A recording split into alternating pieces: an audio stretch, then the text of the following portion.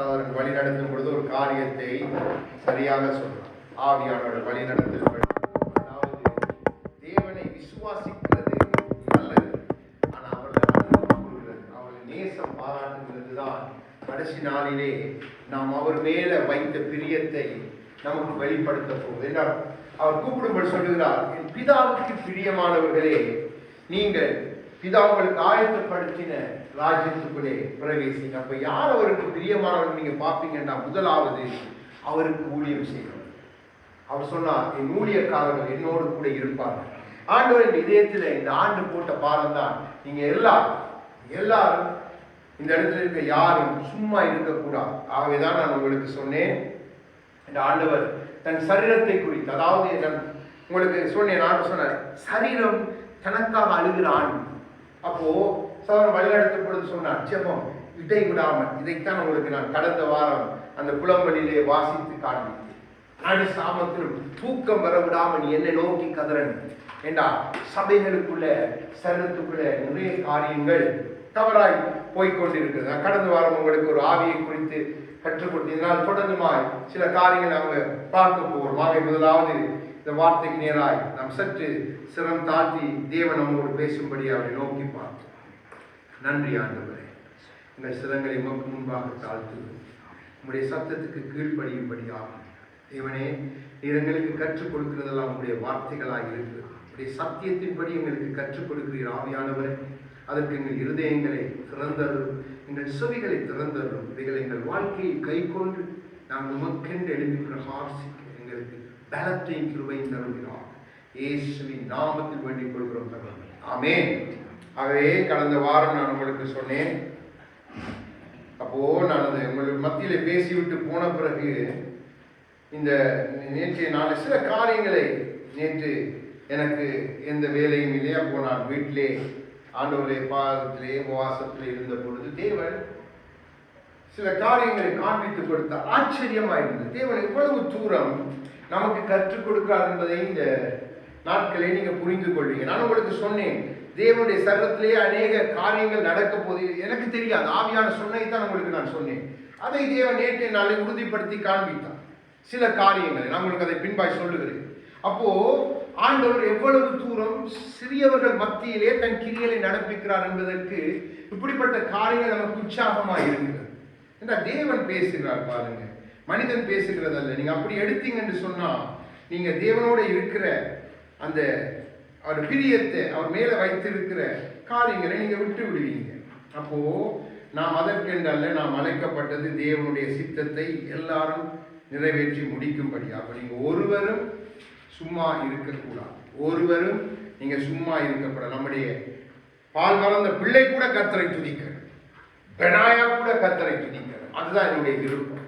ஒருவரும் நீங்க சும்மா இருக்கக்கூடாது. ஆகவேதான் நான் அப்படியாய் உங்களுக்கு சொன்னதற்கு காரணம், ஆவியானவரின் இதயத்தை பாரப்படுத்துகிறார். ஒன்றும் என்னுடைய விருப்பத்தின்படி நான் செய்யல, கர்த்தரே அதற்கு சாட்சி.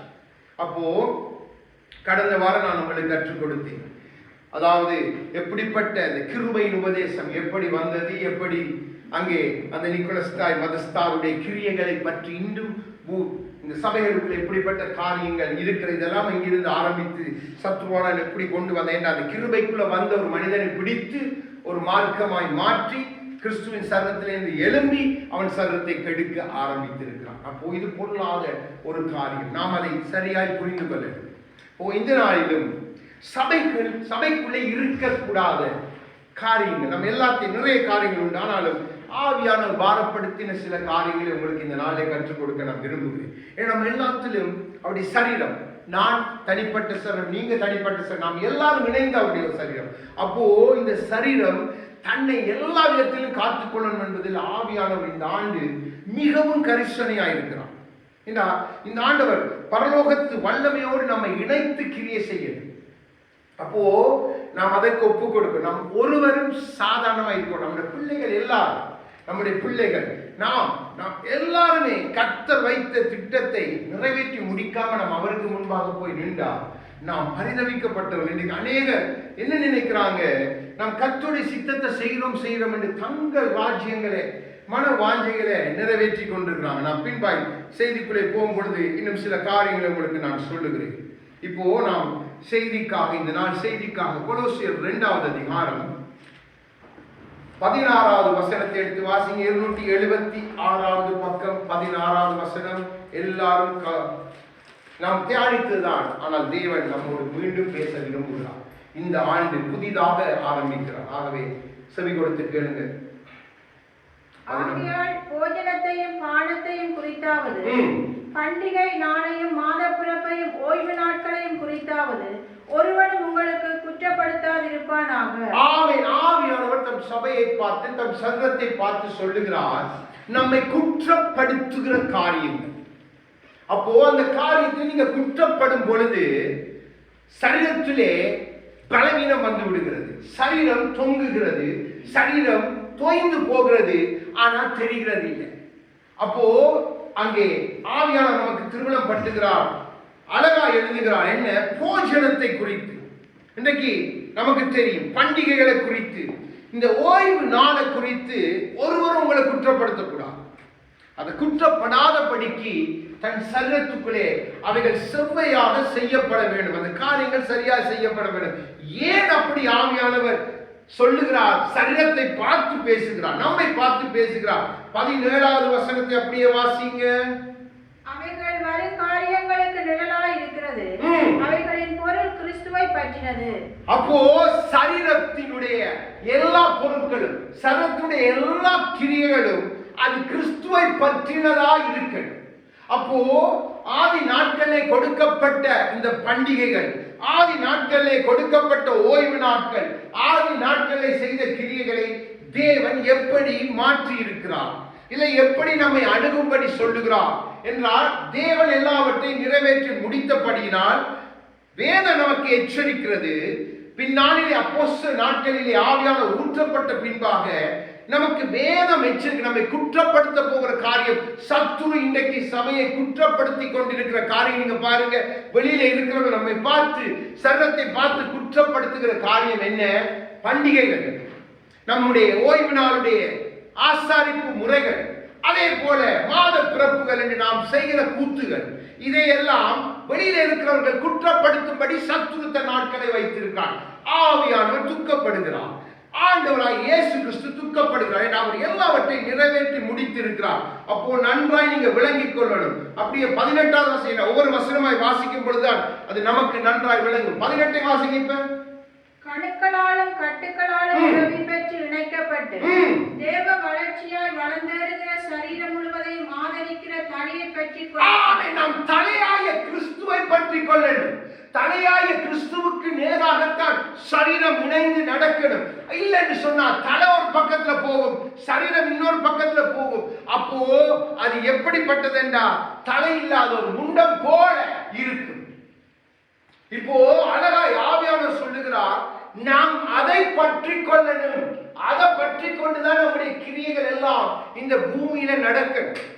அப்போ அதை பற்றி கொள்கின்ற உங்களுக்குள்ளே அந்த அன்பு விசுவாசம் இருந்தா நீங்க நிச்சயமா தலையைத்தான் பற்றி கொள்வீங்க. தலை இல்லாம சரீரம் நடந்து போனா எப்படி இருக்கு? பார்க்கிறவர்கள் என்ன சொல்றாங்க? பிசாசு வருது, பேய் வருது என்று வேண்டாத சத்துருவின் நாமங்களை வைத்து சபையை பார்த்து சொல்லுவாங்க. சரீரத்தை விட்டு, அதாவது கிறிஸ்து இல்லாம நடக்கிற சபை பாருங்க. இதான் கடைசி கால சபை. லவோதிக்கா சபையை கர்த்தர் எச்சரித்தார், நீ நிர்வாணி, நீ பரிதவிக்கப்பட்ட தலை என்னை விட்டுட்டு நீ சரீரமாய் உன்னை பார்த்து என்ன சொல்றாய்? நான் ஐஸ்வர்யவானா இருக்கிறேன், நான் அப்படி இருக்கிறேன், இப்படி இருக்கிறேன், வந்து பாருங்க, எங்க கூத்த பாருங்க, எங்க குமாரத்தை பாருங்க என்றெல்லாம் சொல்லி நாம் அறிக்கை விடுகிறோம். நமக்கு வந்து பார்க்க வேண்டியது யாரை? கிறிஸ்துவை. என்னில் உங்களிலே சரீரத்திலே வருகிறவர்கள் காண வேண்டியது கிறிஸ்துவை, கிறிஸ்துவின் ஆவியானவரை, பிதாவை. அப்போ அந்த இடம் அவரை சூழ இருக்கிற யாவராலும் அஞ்சப்படத்தக்கவரும் பயப்படத்தக்கவரை நாம் ஆராதிக்கிற ஒரு ஸ்தலமாய் நமக்கு கொடுத்து, அப்போ அங்க நாம் கூடி வரும் பொழுது அதுதான் அங்கே முதன்மையான ஸ்தலம். அதுதான் நீங்க வைத்திருக்கிற அன்புக்கு அடையாளம், அதுதான் நீங்க வைத்திருக்கிற விசுவாசத்துக்கு அடையாளம். பின்பாய் ஒவ்வொரு காரியங்களை உங்களுக்கு காண்பித்துக் கொடுக்கிறேன்.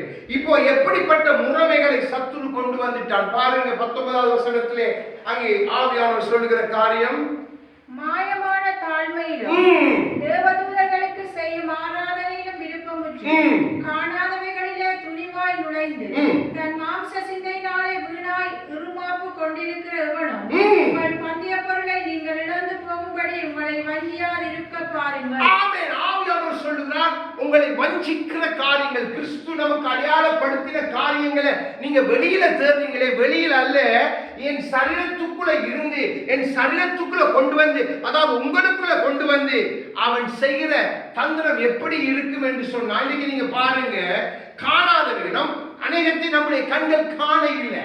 தேவனுடைய மகிமை நம்முடைய கண்கள் காண இல்லை. எல்லா மகிமையும் நாம் கண்டது இல்லை. சிலதை தேவன் கிருபையாய் காண்பித்திருக்கிறார், உண்மைதான்.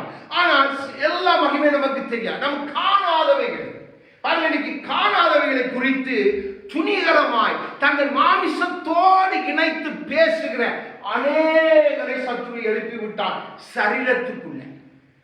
அதான் ஒரு சரீரம் போதிக்கப்பட வேண்டிய விதத்தில் போதிக்கப்படணும். அந்த சரீரம் சரியாய் போதிக்கப்பட்டால்தான் அது கணுக்களால் கட்டுக்களால் கிறிஸ்துவை கண்டு இணைக்கப்பட்டதாக இருக்கு. அது ஒருவர் அந்த ஆசாருக்கு கூட இது இணைக்கிறான், ஆசாருக்கு கூட இணைக்கப்பட்டிருந்தது போல நாம் கிறிஸ்துவின் ஆசாரிப்பு கூட கிறிஸ்து வாசம் பண்ணுகிற ஸ்தலம். அப்போ நாம் அப்படி இணைக்கப்பட்டிருக்கோம். இன்னைக்கு பாருங்க, இன்றைக்கு தேவ தூதர்களுக்கு ஆராதனை செய்கிற சபைகள் உண்டு. ஒரு கிளிப்பிங்கை பார்த்தேன், அமெரிக்காவில் 125 சபைகள்ல பாம்பை வைத்து ஆராதனை நடத்துகிறார். அதிலே ஒரு சபை போதவருடைய தகப்படை பாம்பு, அதாவது அது விசுவாசமா பாம்பு கொத்தினால் சாக மாட்டோம் என்று சொல்லி அங்கே சபைக்கு பாம்பை வைத்து, அது கொட்டிய விஷயம் இல்ல, ஒரு அந்த பாம்பு வந்து அந்த ரெப்டைல் ஸ்னேக் என்று சொல்வார்கள், அது வாலிலே தான் விஷம். அந்த பாம்பை கையில பிடிச்சிட்டு அது பாம்பு கொத்தி தகப்பன் செத்து, இப்ப மகன் ஊழியத்துக்கு வந்திருக்கிறார், மகனும் அதே பாம்பை வைத்துட்டு அவர் அங்க ஆராதனை நடத்த, பாம்பு கொத்தி காதால ரத்தம் வருது, அவர் இதன் பார்க்க முடியல, துடைச்சு கடைசியில கொண்டு ஹாஸ்பிட்டல்ல அவர் ஐசியூல அட்மிட் பண்ணி, அதுக்கு பிறகு அவர் தப்பினாரா மரித்தாரா என்றா அது தெரியாது. அப்போ இது சத்ரு செய்கிற ஆராதனை. இது கூட சபைகளுக்குள்ள வந்துட்டு எங்க வந்துட்டு, வெளியில பேர் என்ன, கிறிஸ்துவின் சபை, ஜீசஸ் கிரைஸ்ட் மினிஸ்ட்ரி என்று போட்டா, கிறிஸ்துவை நாம் ஆராதிக்கிற இடத்துல எப்படிப்பட்ட காரியங்களை கொண்டு வந்து நம்ம தள்ளப்பட்ட தூதர்களுடைய கிரியைகளை நீங்க புரிஞ்சு கொள்ளணும். சபைக்குள்ள இப்படிப்பட்ட ஆராதனைகள் வந்துட்டு, சபைக்குள்ள இப்படிப்பட்ட காரியங்களை கொண்டு வந்துட்டா மாயமான தாழ்மைண்டா. எப்படி தேவன் அன்பாகவே இருக்கிறார். நீங்க அன்பா இருக்கிறபடினா, நீங்க விரும்பினா இந்த இடத்துல வந்து கம்ஃபர்ட்டா இருக்கலாம், துதிக்கலாம், இது அது உங்களோட விருப்பம். நீங்க அவரை துதிக்கல, நீங்க துதிச்சு நீங்க சந்தோஷமா இருக்க, அதுல அவர் பிரியமா இருக்கிறார். பாருங்க எப்படிப்பட்ட காரியங்களை பிரசங்கிக்கிறாங்க, எப்படிப்பட்ட காரியங்களை காண்பித்து கொடுக்கிறாங்க. சரீரத்துக்குள்ள இருக்கக்கூடாத காரியம், அதான் சரீரம் முழுவதும் தலையை சார்ந்து கிறிஸ்துவை சார்ந்து இருப்பதுதான் ஆவியானவருடைய ஒரே நோக்கமும் பிதாவினுடைய சித்தமும் அப்படியா இருக்கு. நாம் அதை விட்டு விலக்கிட்டோம் என்று சொன்னா, சத்ருவானவனுக்கு நமக்குள்ள எல்லாத்தையும் கொண்டு வர, இந்த சொல்லப்பட்ட எல்லா காரியங்களும் ஒன்றொன்றா உங்களுக்குள்ளே கொண்டு வந்து இணைத்துடுவான். அப்படி 20வது வசனத்தை நீங்க வாசிங்க. நீங்கள் கிறிஸ்துவுடனே கூட உலகத்தின் வழிபாடுகளுக்கு மரித்தது உண்டானால், உலக வழக்கத்தின்படி பிழைக்கிறவர்கள் போல நம்ம உலகத்தின் வழக்கத்தின்படி பிழைக்கிறவர்கள் அல்ல. அப்போ உலகத்தின் பண்டிகை என்னத்துக்கு, உலகத்தின் வேஷம் நமக்கு என்னத்துக்கு, உலகத்தின் சாயல் நமக்கு என்னத்துக்கு, உலகத்தின் ஆடம்பரங்கள் சபைக்குள்ள என்னத்துக்கு, நமக்கு தேவையில்லை.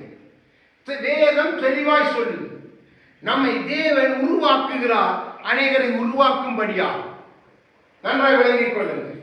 தேவன் அதிகம் ஆனவரிடத்தில் பேச இல்லை, கொஞ்சம் ஜனங்களை நான் உங்களுக்கு கடந்த ஆண்டு சொன்னது போல அப்படியே காற்ற வைத்து பதர்களை எல்லாம் தள்ளிட்டு, தேவன் தனக்கென்று வைத்திருக்கிற கோதுமை மணிகளாய் தான் இணைத்து வைத்திருக்கிற களஞ்சியத்தில் சேர்க்க வைக்கிற பிள்ளைகள் மத்தியிலே பேசுகிறார்.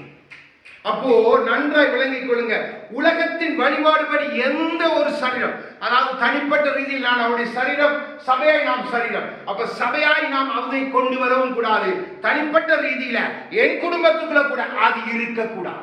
இருந்தா நான் கிறிஸ்துவிலே, என்னதான் நான் வெளியிலே என்னை எப்படி காண்பித்தாலும் நான் கிறிஸ்துவுக்கு உரியவன் அல்ல. நான் சொல்ல இல்ல, வேதம் சொல்லுது. நீங்கள் கிறிஸ்துவுடனே கூட உலகத்தின் வழிபாடுகள் பாருங்க, உலகத்தின் வழிபாடுகளுக்கு நாம மறிக்கணும். அதற்காகவும் கிறிஸ்து மரித்தார். நன்றாக விளங்கிக் கொள்ளும். உலகத்தின் வழிபாடின்படி நம்மை பிழைப்பூட்டுறதுக்கு கிறிஸ்து மரிக்கல. அப்போ நமக்கு ஒரு நத்தால் மரம் தேவையில்லை. நமக்கு ஒரு 25ஆம் தேதி டிசம்பர் மாதம் ஒரு செலிப்ரேஷன் தேவையில்லை. இன்னொன்று எஸ்தர் அந்த பஸ்கா பண்டிகை ஒரு பண்டிகை நமக்கு தேவையில்லை. பஸ்கா ஆடி முடிந்தது, எல்லாம் முடிந்தது. நியாய பிரமாணத்தை நிறைவேற்றி முடித்தேன் என்று சொன்ன தலையை நாம் சார்ந்து கொள்ளாம இன்றைக்கு நாம் வேற காரியங்களை, அது பரவாயில்லை. இன்னைக்கு ஒரு போதகம் பண்ணுகிறார். பெந்தெக்கோஸ்தே அறுப்பின் பண்டிகை பாருங்க, 7 நாள் அதை இப்படி செய்தாங்க. ஆகவே அதை அவங்களுக்கு கொடுக்கப்பட்டது அப்ப, நமக்கு கொடுத்தது சோறு.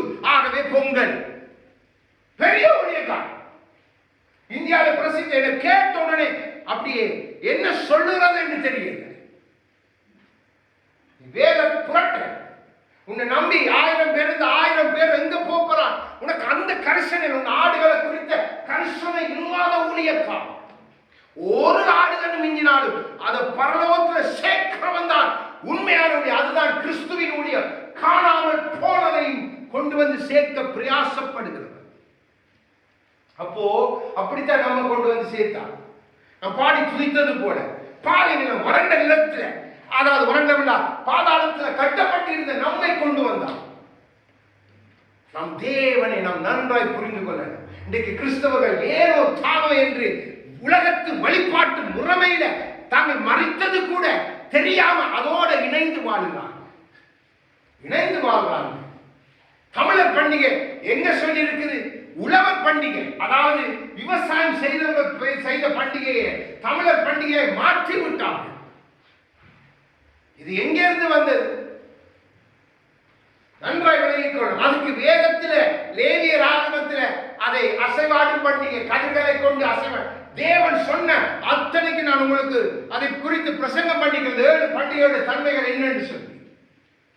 அப்போ நன்றாய் விளங்கிக் கொள்ளுங்க, தேவன் நம்மை அதற்கு அழைக்க இல்லை.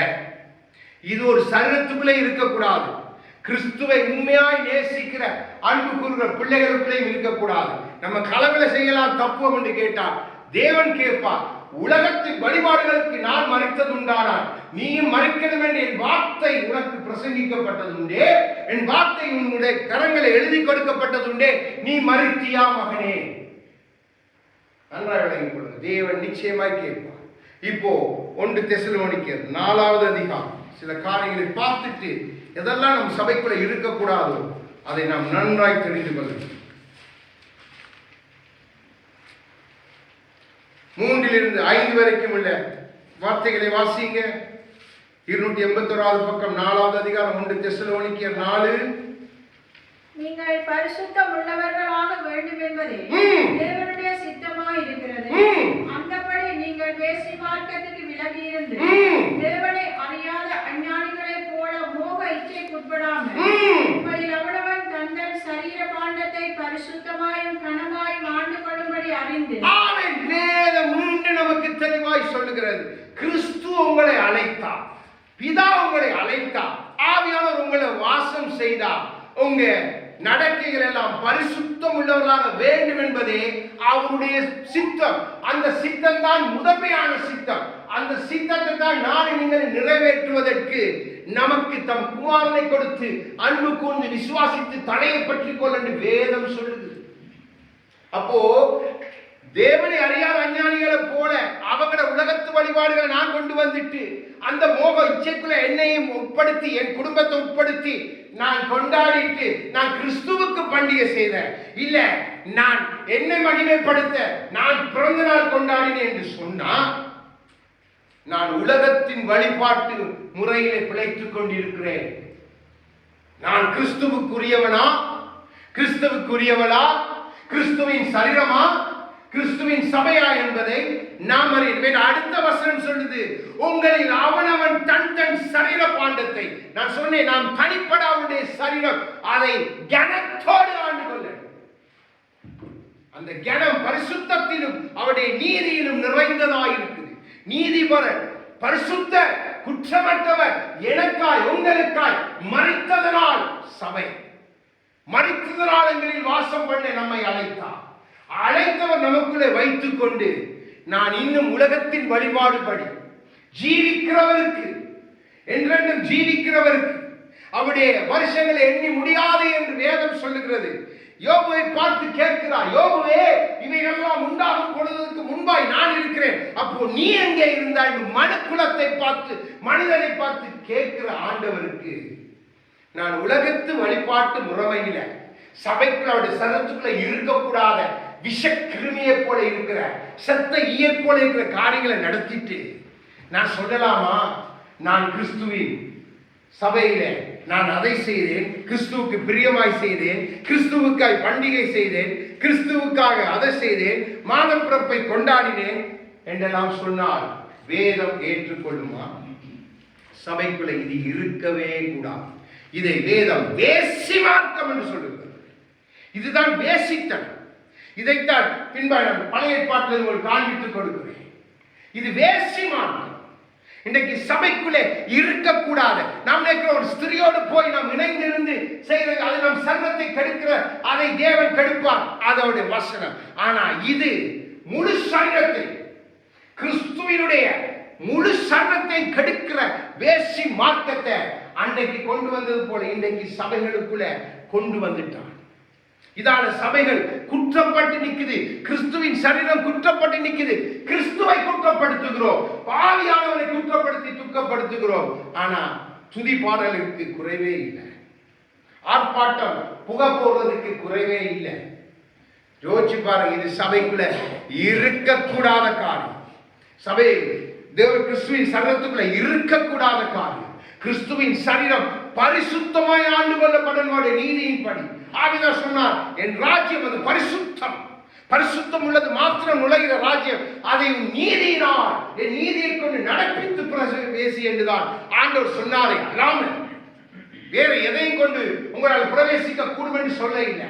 அந்த நீதியை செய்த கர்த்தரைத்தான் நாம் பற்றி கொள்ளணும். அப்பதான் நமக்கு அங்க இல்லண்டா நம்ம இங்க.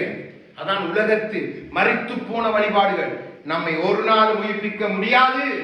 கிறிஸ்து ஜீவனுள்ள கர்த்தர். அவருக்கு எப்படிப்பட்ட வழிபாடுகள் நீங்க செய்து நீங்க காண்பித்து கொண்டாட போறீங்க? யோசிச்சு பாருங்க. வேதம் அதை ஒரு நாளும் அங்கீகரிக்கிறது இல்லை. 2 தீமோத்தேயு 3வது அதிகாரம், அதை எல்லாம் வாசிக்க தேவையில்லை. முக்கியமான முதல் 2 வரியை மட்டும் வாசிச்சாக்கா 2வது அதிகாரம், அதிலே அந்த முதல் லைனை மட்டும் வாசிங்க. 293வது பக்கம், 2 தீமோத்தேயு 3வது அதிகாரம் 2வது வசனம். எப்படியெனில் மனுஷர்கள் தற்பிரியராயும் பணப்பிரியராயும். ஆமென். இன்றைக்கு சபைக்குள்ள இந்த காரியங்கள் இருக்கக்கூடாது. பாருங்க, முதல்ல சொல்ல மேலும் கடைசி நாட்களிலே சபைகளுக்குள்ளே கொடிய காலத்தை சத்துரு கொண்டு வருவான். அது வரும் என்று நீ அறிந்து கொள்ளு மகனே மகளே. அப்படிப்பட்ட காலங்களுக்கு அடையாளம் என்ன? முதல் 2 காரியங்களை நாம் பார்ப்போம். அநேகத்தை தியானிக்க வேண்டியது இல்லை. 2. அப்போ இன்னைக்கு சபைக்குள்ள என்ன கொண்டு தற்பிரியம், தற்பிரியமும் பணப்பிரியமும் சபைக்குள்ள வந்துட்டு இன்னைக்கு பாருங்க. அதாவது அதான் சொன்னேன், ஒரு பெரிய சபை, பெரிய சபை, அந்த லேக்வுட் என்ற சபை அமெரிக்காவில் கிட்டத்தட்ட ஒரு சர்வீஸுக்கு எத்தனையோ பேர். அவங்க அந்த சபையெல்லாம் பெரிதாக்கி 2019ஆம் ஆண்டு அந்த கோவிடுக்கு பின்பாய் சபையெல்லாம் பெரிதாக்கி, கொஞ்சம் இருக்கைகளை பெரிதாக்கி, ஒரு பெரிய ஒரு என்ன பாஸ்கெட்பால் கோர்ட் இதெல்லாம் அடித்து அதுக்குள்ள கஃபே சென்டர், அங்கே வர்றவங்க ஒரு அங்கே ஒரு ரெஸ்டாரண்ட் மாதிரி கஃபே வச்சு, ரெஸ்டாரண்ட் அந்த பிள்ளைகளுக்கு விளையாடுற இடம், புக் ஸ்டால் இதெல்லாம் வச்சு ஒரு பெரிய காம்ப்ளெக்ஸ் மாதிரி கட்டி அதை சபைன்னு சொல்லி அங்கே அந்த சபைக்குள்ள நடக்கிற கூத்து. அந்த சபை போதவருடைய மனைவி சொல்லுங்க, அவதான் சொன்னான், நீங்க ஆராதிக்கிறது உங்களுக்கு பிரியம் உண்டாங்க, நீங்க தேவன் ஆராதிக்க தேவையில்லை, நீங்க உங்களுக்கு பிரியம் உண்டாங்க, இங்க வந்து எல்லாம் கம்ஃபர்ட்டா இங்க ஆராதிச்சா அதை பார்த்து தேவன் மகிழ்வார். எங்க இருக்கு வசனம்? இப்போ நான் உங்களுக்கு சொன்னேன், இந்த ஆண்டு அநேக சபைக்குள்ள அநேக காரியம் செய்வார். அதே சபை 60,000 விசுவாசிகள் இருந்த சபை இன்றைக்கு பாதி பேராய் அதை காட்டிலும் குறைஞ்சிட்டு கிட்டத்தட்ட 70 விதமான விசுவாசிகள் போயிட்டாங்க. பாருங்க ஆண்டவர் எப்படி நல்லவர். அந்த சபைக்குள்ள அவங்க இவங்களுடைய டாக்டரின் புள்ள, இவங்களுடைய காரியங்கள், அதாவது இவங்க சொல்ற வார்த்தைகள் புள்ள வேதத்துக்கு பிள்ளையா இருக்குது. அப்ப அவர் பெரிய ஒரு பட நடிகர், அவர் பெரிய ஒரு ஹாலிவுட்ல பெரிய பட நடிகர். அவர் சர்ச்சுக்கெல்லாம் போறது சரியான குறைவு.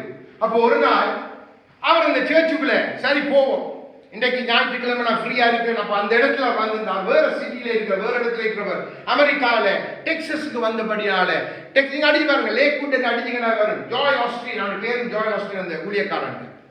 அப்போ அவர் வந்த பொழுது அவர் போய் அங்கிருந்து இந்த செய்தியை கேட்போம். அப்போ போனோடனே அவர் அங்கே வாசலில் வரவேற்று, வாங்க எங்களோட காஃபி ஷாப் இருக்குது, நீங்கள் அதில் போய் குடித்து கொஞ்சம் காஃபி குடிச்சு நீங்கள் எல்லாம் ஃப்ரீ ஆகலாம், நீங்கள் அங்கே புக் ஸ்டாலில் இருக்குது, ஒரு புத்தகத்தை நீங்கள் வேண்டலாம். அப்போ அவர் ஒரு புத்தகத்தை எடுத்து பார்த்தாராம். அதில் கிறிஸ்துவின் அன்பு குறித்து சொன்னார். $25 அப்போ அதை புத்தகத்தில் வச்சுட்டார். வச்சுட்டு அவர் திரும்பி போய் அவர் சொல்றாரு, பெரிய சபை, நான் ஒரு மூலையில் இருக்கிறேன்.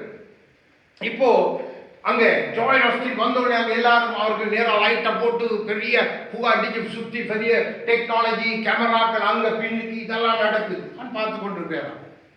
இப்போ வந்த உடனே இவர் வந்து சொன்ன பிரசங்கங்கள், இவர் சொன்ன வார்த்தைகள், அப்போ சொல்ல இந்த வார்த்தை இப்படி இல்லையே, இவர் ஏன் இதை இப்படி பிரசங்கிக்கிறார்? அப்போ ஆவியான பாருங்க, ஒரு பெரிய நடிகர், 87 வயது.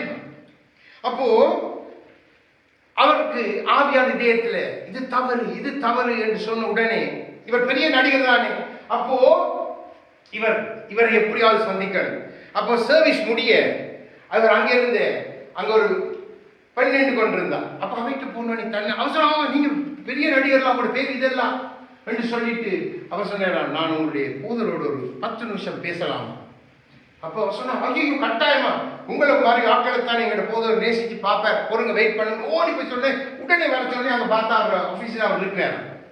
இவர் போய் கேட்டாரா, இருந்துட்டு அப்போ கேட்டார், எப்படி எங்களோட பிரசங்க பார்த்தீங்களா, எப்படி எங்கட எல்லாம் சொன்னாராம், எல்லாம் நல்லது, உங்களோட ஆராதனை அதெல்லாம் அதை குறித்தால் நான் பேச வரையில்லை, ஆனால் உங்களுடைய பிரசங்கம் தவறு, நீங்க இந்த வார்த்தையின்படி சொன்ன பிரசங்கம் தவறு, பெரிய சாய் நிறைய இருக்கு, நான் எல்லாம் சொல்ல முடியாது.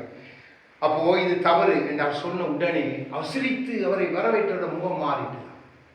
அப்போ இவர் கேள்வி கேட்டுக்கொண்டிருக்க பார்த்தா பின்னால செக்யூரிட்டி கார்ட்ஸ் வந்து நிற்கிறாங்க, அந்த சர்ச் கார்ட்ஸ். அப்போ அவர் வந்து சொன்னாராம், இவர் பெரிய ஒரு நடிகர் கை வச்சுதான் அவர் சொன்னார், சார் தயவு செய்து நீங்க ஆஃபீஸை விட்டு வெளியே இருங்க. அவர் சொன்னார், வெயிட் பண்ணு, கடைசி ஒரு கேள்வி கேட்டுவார்.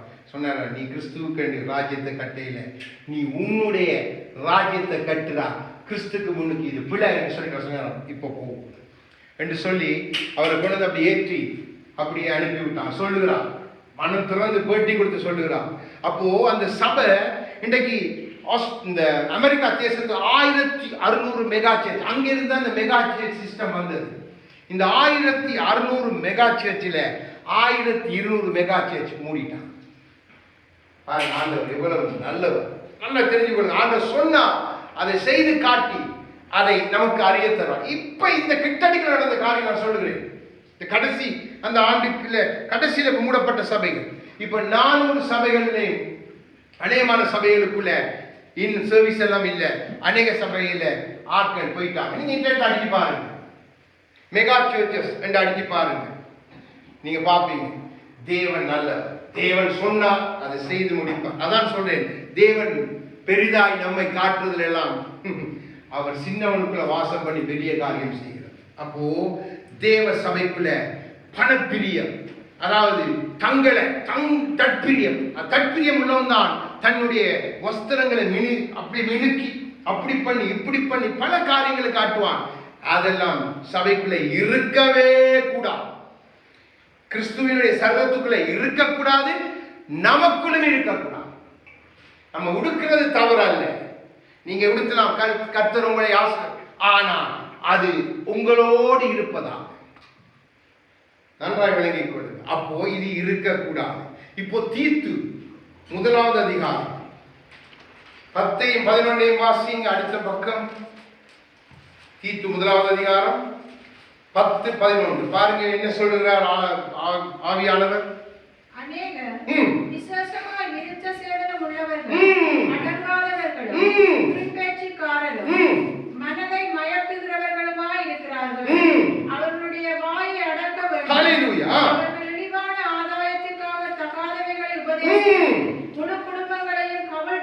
கொள்கிறார்கள்.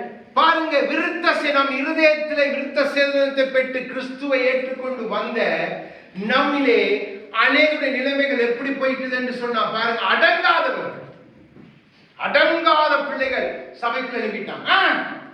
கொஞ்சம் பரிசுத்தத்தை பற்றி பேசிட்டான், கொஞ்சம் சத்தியத்தை காரசாரமா உண்மைப்படி சொல்லிட்டான், உடனே போதர் சரியில்லை, நாங்க போறோம், வேற சபைக்கு போறோம், இது சரி வராது, இது கடினமான. அன்றைக்கு இயேசு கிறிஸ்துவையும் அவர் தன்னுடைய சரீரத்தை குறித்து பேசும் பொழுது 70% ஐயோ இது கடினமான உபதேசம், நாங்க போறோம் என்று சொன்னது போலவே இன்றைக்கும் சபைகளுக்குள்ள இருக்கிறாங்க. இது இருக்கக்கூடாது.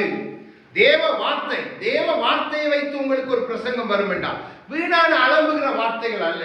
எல்லாத்துக்கும் வசன ஆதாரத்தோடு தேவன் பேசினா நாம் அதை தயவா ஏற்றுக்கொள்ளணும். அதுக்கு எதிராக நாம போயிட்டோம் என்று சொன்னா அது நமக்கே தீமையாய் முடியும். அடுத்தது வீண் பேச்சுக்கார், வீணான பேச்சு, நமக்கு தெரியாத பேசுறது, வீண் பேச்சுகள், சபை சரத்தை குழப்பறதுக்கு இப்படிப்பட்டவர்களும் இருப்ப. அடுத்தது மனதை மயக்கிற மாதிரி பேசுவாங்க. சபை, அந்த சபையில பாத்தீங்கன்னா இங்க அந்த சபை போதட்டும், வார்த்தை உடுப்ப பாருங்க, ஸ்டைல பாருங்க, மனைவியில டெக்கரேஷனை பாருங்க, சபையில டெக்கரேஷன், அங்கதான் வார்த்தை இருக்கு. ஏன் நாங்க எவ்வளவு இருந்தது வார்த்தை இல்லை, அது வேற. ஏண்டா மனதில் மயக்கப்பட்டு மயக்கத்துக்குள்ள சத்துரு கொண்டு போயிட்டான். இப்போ அங்க போய் நமக்கு நம்முடைய சொந்த நம்முடைய எதெல்லாம் நமக்கு தேவையில்லை என்று படிச்சு இப்ப அதெல்லாம் தேவைப்படும், அதெல்லாம் நாம் செய்ய ஆரம்பிப்போம். இப்படிப்பட்டவர்களே வாயை அடக்கணும்னு வேதம் சொல்லுது. எப்படி அடக்கலாம்? தேவ வார்த்தையின் சத்தியத்தை பேசினால் அடக்கலாம். ஆனா இப்படிப்பட்டவங்க தங்கள் சபைக்குள்ள சத்தியத்தை பேசுறவங்க எடுக்க மாட்டாங்க. அவங்க முதல்ல எடுத்தோடனே தனிப்பட்ட இன்டர்வியூ வச்சு கேட்பாங்க, இப்படித்தான் நீங்க சபை சட்டத்தை நீங்கள் இப்படி நீங்க பிரசங்கம் பண்ணுங்க, ஓகே, இப்படித்தான் நீங்க பிரசங்கம், இதை மீறி பண்ணக்கூடாது, இது அப்படி என்று சொன்னா உடனே அந்த சபையை விட்டு ஓடிடுங்க, அது நமக்கு சரி வராது. இப்படிப்பட்டவங்க என்ன செய்றாங்க? எல்லா ஆத்மாக்களையும் கடைசியில முழு குடும்பமா அழைத்து தங்களுடைய மேன்மையான தங்களுடைய தற்பிரியம் பணப்பிரியத்தை எல்லாம் காட்டி, இன்றைக்கு அந்த லேக்வுட் சபையில நடந்தது போல 60,000க்கு மேற்பட்ட விசுவாசி பாதிக்கு மேல காணாமலே போயிட்டாங்க. அவர் சொல்லுகிறார், அங்க அவங்க அதாவது செழிப்புன்னு சொல்லி கடைசி இருந்தெல்லாம் காசெல்லாம் போட்டு போட்டு போட்டு எல்லாம் இழந்து போய் 20 வருஷம் இருந்தவன் ஒன்று நடக்கும். எப்படி நடக்கும்? தேவன் சொன்னா எப்படி நடக்கும்? அதே நம்பி பணத்தை நம்பி எனக்கு செழிப்ப நம்பி நான் கிறிஸ்துவத்தை வருவேண்டா. பவுல் சொல்ல, நீங்க இன்மைக்காக மட்டும் கிறிஸ்துவத்தை நீங்க பரிதளிக்கப்பட்டவர்கள். அப்படி அப்போஸ்தலர் நடந்தாங்க பாருங்க, எவ்வளவு வல்லமையோடு பலத்த காரியங்கள். ஆனா அவங்களோட முடிவு, அவங்க நடந்த விதங்கள் கர்த்தர் கர்த்தர் அநீதி உள்ளவரோ? சத்தியமாய் பேசப்படும். தேவன் ஆசீர்வதிக்கிறது உண்மை. அவர் உண்ணும் உடுத்த இருக்கும் தருவார், அது மாற்றம் இல்லை. ஆனா அதுக்கு மீறான காரியங்கள் சபைக்குள்ளே இருக்கக்கூடாது. யாக்கோபு 2வது அதிகாரம் சில காரியங்கள் அவங்களுக்கு காண்பித்து கொடுத்துட்டு பழைய ஏற்பாட்டுகளே கொண்டு போய் சில காரியங்கள் அங்கிருந்து காண்பிக்கிறேன். யாக்கோபு 2வது அதிகாரம். யாக்கோபு சொல்லுகிறார் 313வது பக்கம் 2-3 வாசிங்க. ஏனெனில் பொன்மோதிரமும் மினுக்குள்ள வஸ்திரமும் தரித்திருக்கிற ஒரு மனுஷனும் கந்தியான வஸ்திரம் தரித்திருக்கிற ஒரு தரித்திரனும் உங்கள் ஆலயத்தில் வரும்போது மினுக்குள்ள வஸ்திரம் தரித்தவனை கண்ணோக்கி, நீர் இந்த நல்ல இடத்தில் உட்காரும் என்றும், தரித்திரனை பார்த்து நீ அங்கே நில்லு அல்லது இங்கே ஏன் பாதபடி அண்டையிலே உட்காரு என்று நீங்கள் சொன்னால். ஆமென். இப்ப இங்கே யாக்கோபு சொல்லுகிறார், இன்றைக்கு மினுக்கு வஸ்திரம் தரிச்சிட்டு தங்களை பெரிய மோதிரமெல்லாம் போட்டு நகையெல்லாம் வெளியில விட்டு கோட்டை அடிச்சு அப்படி அடிச்சு அடிச்சு பெரிய கார்ல வரவனுக்கு கேட் வாசல்ல இருந்தே செக்யூரிட்டி, வாங்க சார் அதுக்கண்டி விவிஐபி இருக்க அதுக்கண்டி தனிப்பட்ட இருக்கையில கொண்டு அதுல இருங்க சார். என்ன நீங்க பாருங்க, நீங்க தான் சபைக்கு என்ன பணம் நீங்க தான் கொடுக்க போறீங்க, உங்களுக்கு கண்ணி வைக்கிறோம். அப்போ உங்களை அப்படி அதெல்லாம் நமக்கு தேவையில்லை. அங்க கந்தையான துணியோட நார்மலா சேட்டை போட்டு வரும், அவன் நல்ல விசுவாசத்துல பலத்தவனா இருப்பான், கிறிஸ்துவ பார்க்கணும் என்ற ஆர்வத்தோட வருவான். அவனை எங்கேயாவது பின்னுக்கு அங்க இருக்கிறதுக்கு இடமில்லையா நின்று ஆறாது, இல்லாட்டி எங்க ஒரு சைட்ல இரு. அடுத்த வருஷம் 4 வாசிங்க. உங்களுக்குள்ளே போதகம் பண்ணி தகாத சிந்தனைகளோட நிதானிக்கிறவர்களா இருப்பீர்கள். பாத்தீங்களா? நீங்க யாருக்கு போதகம் பண்ணுகிறீங்க? உங்களுக்கு போதகம் பண்றீங்க, மந்தைக்கு இல்ல. உங்க சிந்தனை தகாத சிந்தனையை நீங்க போதனையாய் வைத்து இவங்க பாருங்க எங்க சபைக்கு நிறைய கொடுக்கிறவங்க. அப்ப இதை பார்த்தோனே அடுத்த ஐயோ பாரு இப்படி கொடுக்கிறான், என்னால கொடுக்க, நானும் கொடுக்கணும் ஆண்டவரே, கொடுக்கணும் ஆண்டவரே, ஆசீர்வதி ஆசீர்வதி.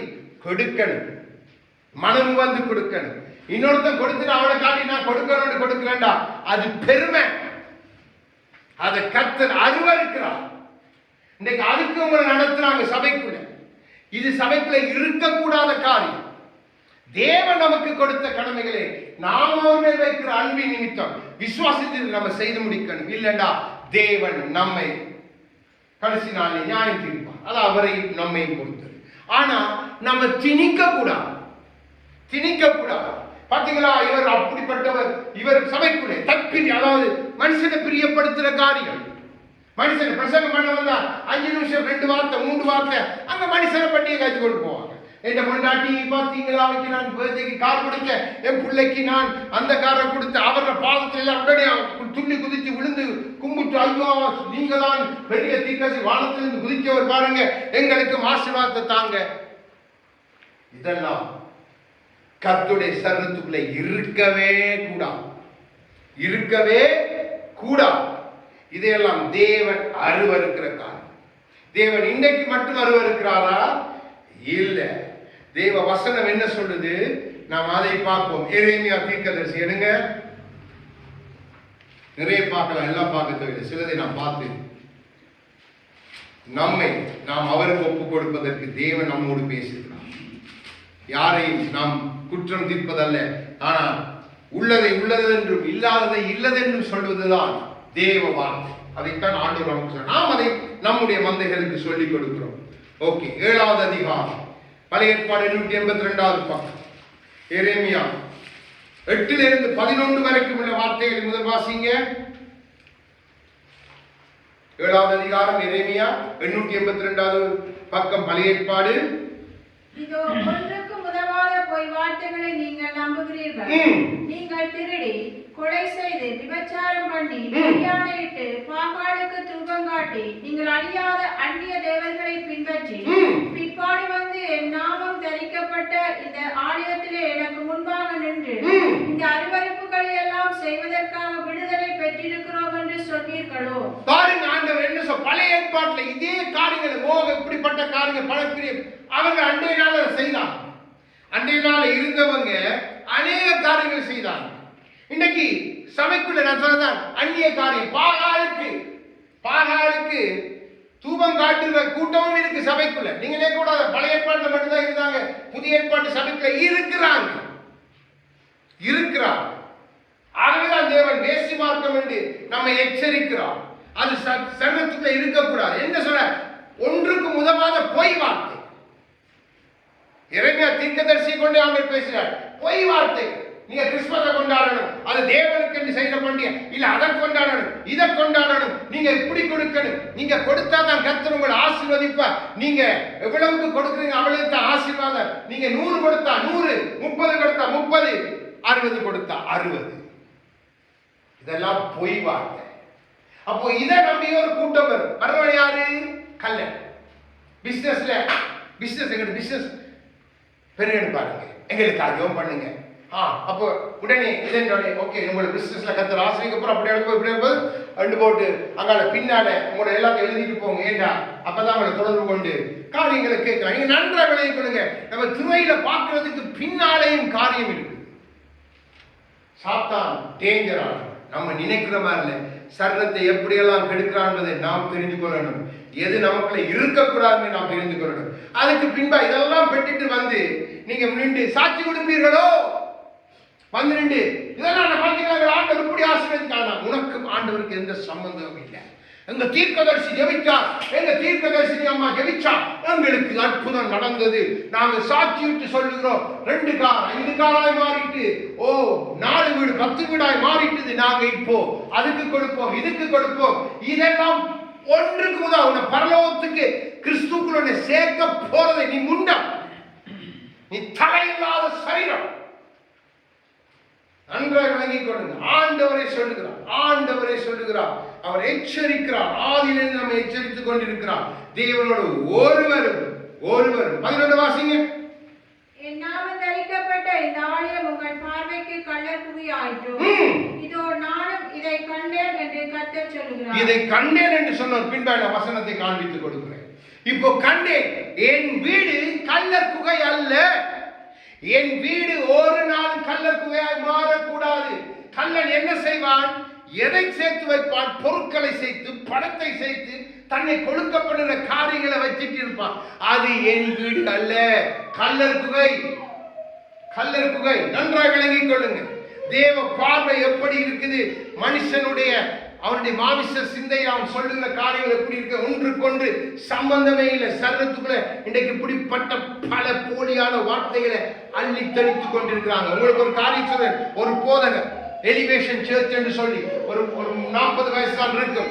அவர் சொல்றார், டிஷர்ட் எல்லாம் போட்டு எல்லாம் கலட்டி அறிஞ்சு சொல்றார், துள்ளி துள்ளி சொல்றார், இயேசு எனக்குள்ள வந்துட்டா, இயேசு நான் தான் அல்மைட்டி, நான் தான் பிதா என்று சொல்லி. எப்படிப்பட்ட காரியம்?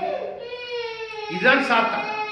அவன் அங்க போடினை தங்க துள்ளி அலக்கட்டு நாமே நாங்கள். தேவன் தன் மகிமையை ஒருவருக்கு கொடுக்க மாட்டான். நீ கேவலமான மனிதன், நீ நான் தான் பிதா. கிறிஸ்து உனக்குள்ள வாசம் பண்றதே கிருபை. நீ பாவியான மனுஷன் மீட்டு கொண்ட கிருபை. நீ சொல்லாமா கிறிஸ்து எனக்குள்ள எங்கபடியா? I am the Almighty God.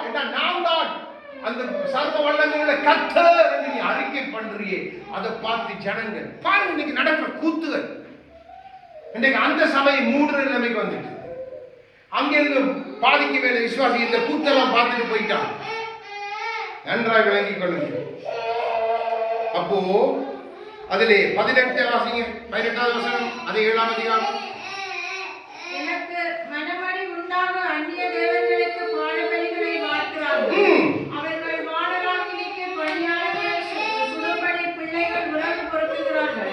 பிதாக்கள் நெருப்பு போட்டுகிறார்கள். ஸ்திரீகள் மாப்பு செய்கிறார்கள். இன்னைக்கு சபைக்குள்ள இந்த கூத்து நடக்குதா இல்லையா? யாருக்கு கேக்கு செய்றீங்க? இயேசு கிறிஸ்துவுக்கு கேக் செய்றீங்க. அப்ப சபை ஸ்திரீகள் மாப்பு செய்யறாங்க. அதுல நம்ம ஸ்வீட் சுடுறோம், அது சுடுறோம், இது சுடுறோம். யாருக்கு பர்த்டே பார்ட்டி பாருங்க? நீங்க வானராக்கினிக்கு, அதாவது சாத்தானுடைய அடுத்த ரூபம், அவனுக்கு நீங்க செய்றீங்க. அதுக்கு உங்கள் பிதாக்கள் நெருப்பு மூட்டுறார்கள், ஸ்திரீகள் மாப்பு செய்கிறார்கள், உங்கள் பிள்ளைகள் விறகு புறக்கிட்டு வராங்க. ஆண்டவர் இதை கண்டா எனக்கு எனக்கு நீங்க என்ன சொல்றீங்க? மன வருத்தத்தை உண்டாக்குறீங்க. என் சரீரத்துக்குள்ள மன வருத்தத்தை உண்டாக்குறீங்க. இது இருக்கவே கூடாது. இந்த தெளிவு எல்லாருக்கும் கொடுக்கிறது இல்லை ஆவியானவர். உண்மையாய் ஆவியானவர் ஒரு மனிதனுக்குள்ள வாசம் பண்ணினா அவனுக்கு இதெல்லாம் காண்பித்து கொடுப்பார். நன்றாக விளங்கிக் கொள்ளுங்க. நம் ஒரு நாளும் உலகத்தின் வழக்கத்தின் படி நாங்கள் பிழைக்க அல்ல, மறைத்தவர்கள். அதிலே திருப்பி 23, 24 வாசிங்க. அதே அதிகாரத்தில் இப்ப ஆண்டவர் சொல்லுகிறார் பாருங்க. என் வாக்குக்கு செவி கொடுங்கள், அப்பொழுது நான் உங்கள் தேவனாயிருப்பேன், நீங்கள் என் ஜனமாயிருப்பீர்கள். நான் உங்களுக்கு கற்பிக்கும் எல்லா வழியிலும் நீங்கள் உங்களுக்கு நன்மை உண்டாகும்படிக்கு நடவுங்கள். விசேஷத்தை அவர்களுக்கு சொல்லி கட்டளையிட்டேன். அடுத்த வாசிங்க.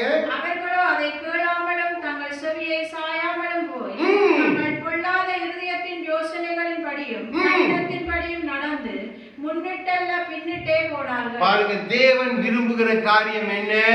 தேவ வசனம் நமக்கு நினைப்பூட்டுகிற காரியம் என்ன? தேவனுடைய சித்தம் என்ன?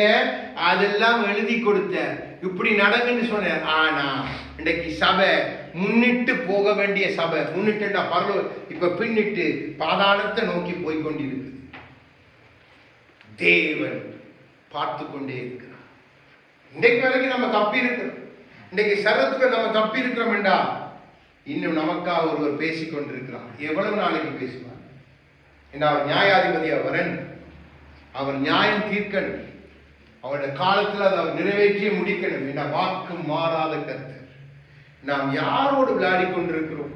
கிறிஸ்துவின் சரீரம் என்று சொல்லுகிறோம், கிறிஸ்துவின் பிள்ளைகள் என்று சொல்லுகிறோம், கிறிஸ்துவின் சபை என்று சொல்லுகிறோம். நாம் எதையெல்லாம் இருக்கக்கூடாது அதையெல்லாம் நம்ம வைத்திருக்கிறோமா இல்லையா? இப்படிப்பட்ட காரியங்கள், கிரியைகள். இப்ப எசேக்கியேல் எடுங்க, அதிலேயும் ஒரு காரியத்தை பார்ப்போம். எசேக்கியேல் 8வது அதிகாரம் இன்னைக்கு இந்த கூட்டத்தான் அங்க அவர் பிரசங்கித்துக் கொண்டிருந்தார். யோசிச்சு பாருங்க, எல்லாம் இப்படிப்பட்ட பிரசங்கங்கள் கர்த்தருடைய வழிகளை நம்ம புரிஞ்சுக்கொள்ள. எசேக்கியேல் 8வது அதிகாரம் 9ஐயும் 10ஐயும் வாசிங்க. முதலாவது 966வது பக்கம், பழைய ஏற்பாடு 9ஐயும் 10ஐயும் வாசிங்க. எசேக்கியேல் 8வது அதிகாரம் 9, 10. அவர்கள் என்னை பார்த்து நீ உள்ளே போய் அவர்கள் இங்கே செய்கிற கொடிய அருவருப்புகளை பார் என்றார். நான் உள்ளே போய் பார்த்தபோது இதோ சகலவித ஊரும் பிராணிகளும் அருவருப்பான மிருகங்களுமாகிய இவைகளின் சொரூபங்களும் இஸ்ரவேல் வம்சத்தாருடைய நரகலான சகல விக்கிரகங்களும் சுவரில் சுற்றிலும் சித்திரம் தீட்டப்பட்டிருந்தன.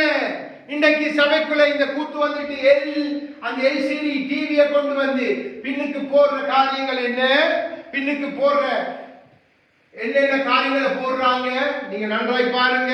இன்றைக்கு சபைக்குள்ள நான் தான் சொன்னேன், சின்னங்களாய் வந்துட்டு சர்பத்தை கொண்டு வந்து சபையில வச்சு ஆராதனை செய்யறான். அது தங்களை இதண்டு அது விசுவாசத்தை காட்டுறதுக்கு என்று மாயமான ஆராதனை, தேவ தூதர்களுக்கு செய்கிற ஆராதனை. இப்போ ஊரும் பிராணியெல்லாம் வந்துட்டு எந்தெந்த உருவம் எல்லாம் போட்டு காட்டுறாங்க. சிங்கத்துக்கு டாக்கெட் சிங்கத்தை போட்டு எங்க சிங்கத்தை போல நாங்க சிங்கத்தின் பிள்ளைகள். அதெல்லாம் ஆண்டவர் ஊமைகளாய் காண்பித்து சொன்ன காரியங்கள். அதுக்கு அர்த்தம் கொண்டு போய் சிங்கத்தை போட்டு காட்டணும், கழுக கொண்டு போய் காட்டணும். இதெல்லாம் பாருங்க, இதெல்லாம் நமக்கு நம்மை ஆண்டு கொள்ளும்படி அல்ல, நாம் அவைகளை ஆண்டு கொள்ளும்படி தேவன் உண்டாக்கினோம். நம்ம வித்து போட்டு சபைக்குள்ள சரத்துக்குள்ள வந்து அது நம்ம ஆண்டு கொண்டிருக்கோம். கழுகு ஆண்டு. என்ன நடக்குது சபைக்குள்ள? என்ன நடக்குது? என்னென்னலாம் வந்துட்டு சபைக்குள்ள பாருங்க. அன்னைக்காட்ட சொன்ன போய் பாரு, நீ போய் பாரு. என் சபைக்குள்ள, என் ஆலயத்துக்குள்ள, என் சரத்துக்குள்ள இருக்கிற எல்லா நரங்களையும் கொண்டு வந்துட்டான். அது சிங்கத்தாடிக்கு டிஷர்ட் அப்படின்னா அது அடையாளப்படும். சும்மா சிங்க படத்தோட நீங்க டிஷர்ட் போட தப்பில்லை, அது நீங்க போட்டு போறீங்க. ஆனா அதை அடையாளப்படுத்தி அதுல அடிச்சு யாவே அது இதை அடிச்சு அதோனா என்னெல்லாம் அடிச்சு ஏனை அவனுக்கு தேவையில்லாத காரியம். கிறிஸ்து உனக்குள்ள இருக்கிறாங்க, அந்த விசுவாசம் உனக்கு இல்லையா? அந்த அன்பு உனக்கு இல்லையா? அந்த வழிநடத்தல் உனக்குள்ள இல்லையா? இதெல்லாமா உன்னை கிறிஸ்துக்குள்ள சேர்க்கும். வேதத்தில் எங்கேயாவது ஆண்டரை அருவருக்கிறான். ஆண்டவர் பாரு, என் ஜனங்கள் செய்கிற கூத்தை பாரு, என் ஊழியக்காரனை பாரு என்று சொல்லுகிறார். இப்ப அதுல 12 வாசிங்க. அதே வசனம் இதுல. அப்பொழுது அவர் என்னை நோக்கி, மனுபுத்திரனே, இஸ்ரவேல் வம்சத்தாரின் மூப்பர்கள் அந்த காலத்திலே தங்கள் விக்கிரகங்களின் சித்திர வினோத அறைகளில் செய்ததை நீ கண்டாயா? கர்த்தர் எங்களை பார்க்கிறதில்லை, கர்த்தர் தேசத்தை கைவிட்டார் என்று சொல்லுகிறார்களே என்றார். இன்றைக்கு யாரு மூப்பர்கள்? சபையை நடத்துறவர்கள், சபைக்கு தேவன் கண்காணியாய் விசாரிப்புக்காரனாய் வைத்திருக்கிறவர்கள் என்ன வினோதமான பெச்சஸ், வண்ணாத்தி பூச்சி, இன்னும் வேற வேற டிசைன் எல்லாம் உருவாக்கி தன் அந்த ரங்கத்துல தண்டமானுசை செய்த வாரது. ஆவியானவர் எனக்கு சொன்னார், ஆவியானவர் இதை சொன்னார், இதெல்லாம் பொய். அன்றைக்கு 70 பேர் செய்தது ஆவியானவரால் நிறைந்தால் இருந்தது எங்க? தேவனுடைய ஆலயத்துக்குள்ள, தேவனுடைய சர்வத்துக்குள்ள. இன்றைக்கும் இந்த கூத்து வந்துட்டது. இது சர்வத்துக்குள்ள இருக்கக்கூடாத காரியம். நமக்கு கிறிஸ்துவே நம் சாயம், நம் ஆவியானவரே நம்முடைய பிரசன்னம், அவரே நம் மகிமை. நமக்கு இதெல்லாம் தேவையில்லை. பாருங்க, அப்படியே வாசிங்க. 13 இருந்து 18 வரைக்கும் வாசிங்க. பின்னும் அவர்கள் செய்கிற அதிக அருவருப்புகளை இன்னமும் காண்பா என்று அவர் என்னுடனே சொல்லி என்னை கர்த்தருடைய ஆலயத்துக்கு வடக்கு வாசலின் நடையிலே கொண்டு போனார். இதோ அங்கே தம்மூசுக்காக அழுது கொண்டிருக்கிற ஸ்திரீகள் உட்கார்ந்திருந்தார்கள். அப்பொழுது அவர், மனுபுத்திரனே, இதை கண்டாயா? இன்னும் அதிக அருவருப்புகளை இன்னமும் காண்பா என்று என்னுடனே சொல்லி. ஒரு நிமிஷம் சிஸ்டர், யாருக்கு அழுது கொண்டிருக்கிறாங்க? வடக்கு பக்கம். உங்களுக்கு தெரியுமா, ஊர்ல ஒரு பிரேதம் விழுந்துட்டா எந்த பக்கம் வச்சிருப்பாங்க? வச்சுட்டு என்ன செய்வாங்க? அன்றைக்கு தேவ ஆலயத்துல வடக்கு பக்கம் இருந்தா, வடக்கு அங்கே தேவனுக்கு இதை காட்டிக்கொண்டு என்ன செய்யலாம்? வடக்குல வாசம் பண்ணுகிற அவருடைய சியோன் வட பர்வதத்தில் வாசம் பண்ணுகிற கர்த்தருக்கு முன்பாக யார் கலந்து கொண்டிருந்தாங்க? யோசிச்சு பாருங்க. இன்றைக்கு இந்த கூத்து நடக்குது. தமுசுக்கு அழுது கொண்டிருக்கிறாங்க. தமுஸ் தான் பஸ்கா பண்டிகை என்று சொல்லி முட்டையெல்லாம் வச்சு இன்றைக்கு சபைக்குள்ள கொண்டாடி கொண்டிருக்கிறாங்களே, அது தமுஸ். ஆதியிலே பாபிலோன்ல இருந்து வந்த ஒரு வழிபாடு நமக்கு நன்றாய் தெரியும். தொடர்ந்து வாசிங்க 16ல இருந்து. என்னை கர்த்தருடைய ஆலயத்தின் உட்பிரகாரத்திலே கொண்டு போனார். இதோ கர்த்தருடைய ஆலயத்தின் வாசல் நடையிலே மண்டபத்துக்கும் பலிபீடத்துக்கும் நடுவே ஏறக்குறைய 25 புருஷர் தங்கள் முதுகை கர்த்தருடைய ஆலயத்துக்கும் தங்கள் முகத்தை கீழ்த்திசைக்கும் நேராக திருப்பினவர்களாய் கிழக்கே இருக்கும் சூரியனை நமஸ்கரித்தார்கள். வந்துட்டுதா? இன்றைக்கு நீங்க பொங்கல் கொண்டாடலாம். வந்துட்டுதா? சூரியன் கிழக்கில, உன் குண்டி கத்தரை பார்த்து இந்த பக்கத்துல, நீ கத்தருக்கு செய்கிற அருவருப்பு. அன்றைக்கு அதை தேவன் அருவருப்பு என்றபடியால்தான் தன்னுடைய ஊழியக்காரனை கொண்டு போய் காண்பிக்கிறார். யாரு செய்தது பாருங்க, யாரு செய்தது? 25 புருஷன் சபைக்குள்ள இருக்கிற விசுவாசிகள் கொண்டாடுறாங்க. வேட்டி கட்டி இது கட்டி தமிழர் பண்டிகை அடையாளப்படுத்தி வெளியில கோலம் போட்டு பானைய வச்சு கரும்பை கட்டி அவனை போல என்ன சொல்றாங்க? பொங்கலோ பொங்கல். யாருக்கு நீ செய்கிறா? நடக்குது. யோசிச்சு பாருங்க. இருக்கக்கூடாது, இது சபைக்குள்ள இருக்கக்கூடாது, கிறிஸ்துவின் சர்வத்துக்குள்ள இருக்கக்கூடாத காரியம். எவ்வளவு கேவலமாய் பாருங்க. தேவ பிள்ளைகள் தன் ஜீவனை தந்து மீட்டுக் கொண்ட பிள்ளையோட கூத்துகளை ஆண்டவர் பார்த்து அருவருக்கிறார். அப்படி வாசிங்க 17-18 வரைக்கும். அப்பொழுது அவர் என்னை நோக்கி, மணிபுத்திரனே, இதை கண்டாயா? இங்கே யூதா வம்சத்தார் செய்கிற அருவருப்புகள் அற்பமான காரியமா?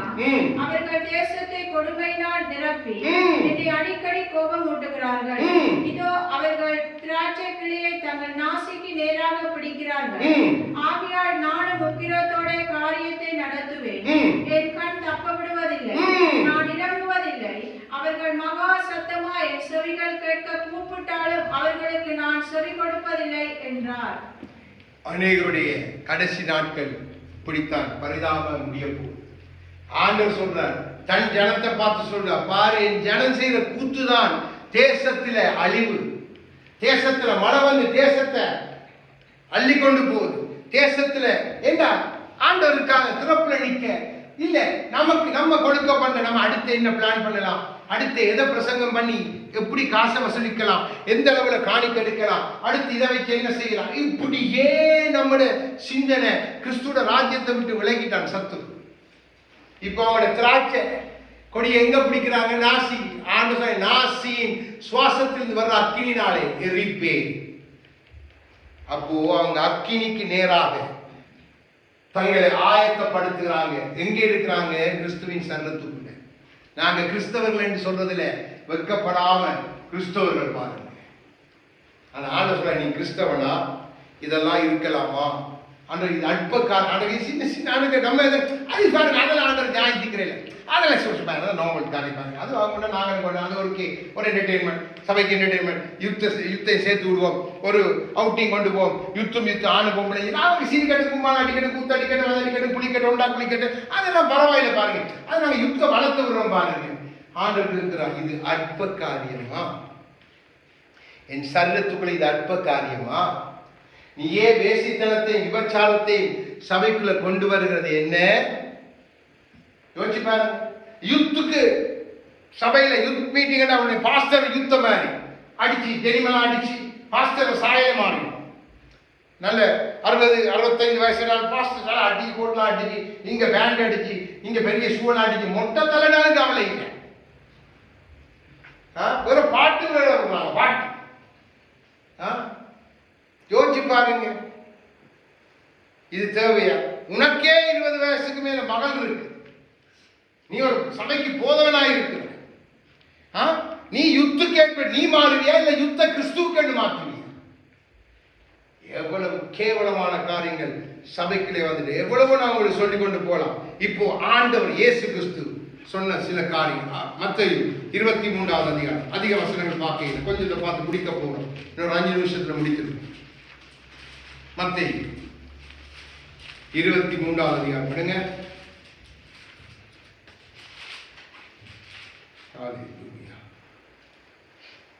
25 இருந்து 28 வரைக்கும் உள்ள வசனங்களை வாசிங்க.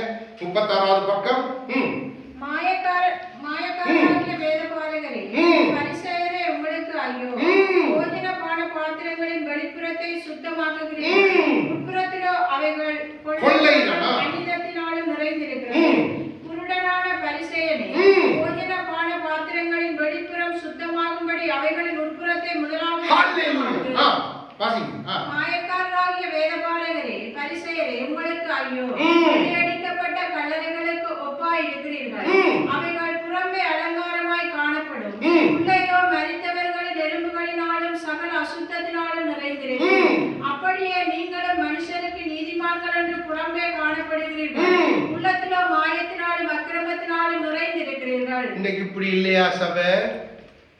இன்றைக்கு வெளியில இருக்கிற ஆண்டவர் பேசுறார். அன்றைக்கு ஆலயத்துல தன்னை வேத பரிசேரும் சதுசேரும் வேற யாரும் இல்லை, யூத ஜனங்களுக்குள்ள இருந்து எழுப்பின 2 பிரிவு. ஒருவர் மோசையும் உயிர்த்தெழுதலை நம்புகிறார், இன்னொருத்தர் உயிர்த்தெழுதல் இல்லை தேவதூதரை நம்பாதவா சதுசேயர். நன்றாக விளங்கிக் கொள்ளுங்க. ஆண்டவர் வெளியில பேசுகிறது. ஆண்டவர் நமக்கு சொல்ற, நீ குருட. இதுதான் கடைசி சபையில் குருட. ஏன் நீ எப்படி இந்த காரியத்தை எல்லாத்தையும் வெளிப்புறமா உள்ளுக்குள்ள முழுக்க அசுத்தம். இந்த வெளிப்புறத்துல சுத்தம் வரணுமா, உள்ளுக்குள்ள இருந்து வரணும். அது இங்க ஆத்மால இருந்து ஆவியில இணைக்கப்பட்டு சரீரத்துல வெளிவரணும். அதுதான் தேவனுடைய வழி நடத்து. நம்ம வெளியில கதைத்தா பெரிய, ஆனா உள்ளுக்குள்ள முழுக்க வெள்ளை அடிக்கப்பட்ட கல்லறைகள் எப்படி அழகாய் வெளியில காண்பித்து உள்ளுக்குள்ள எல்லாம் அப்படி ஆண்டவரே சொல்ற. நான் சொல்றேன் ஆண்டோட வசனம். இப்ப என்ன சொல்றீங்க? மனுஷனுக்கு அதான் மனுஷனுக்கு பிரியமா ஒரு மனிதன் வாழ வெளியிட்ட, ஒரு மனுஷி வாழ வெளிக்கிட்டா கிறிஸ்தவ பிள்ளையா இருந்து கொண்டு ஒரு நாள் கிறிஸ்துவுடைய ராஜ்யத்துக்குள்ள பிரவேசிப்பது இல்லை. அதுதான் உலகத்தின் வழக்கத்துக்கு நீ மறைக்கணும் என்ற ஆண்டவர். இது சபைக்குள்ள இருக்கக்கூடாத காரியம். ஆண்டவர் அருவருக்கிறார். நீங்க இப்படி இருக்க வேணாம்.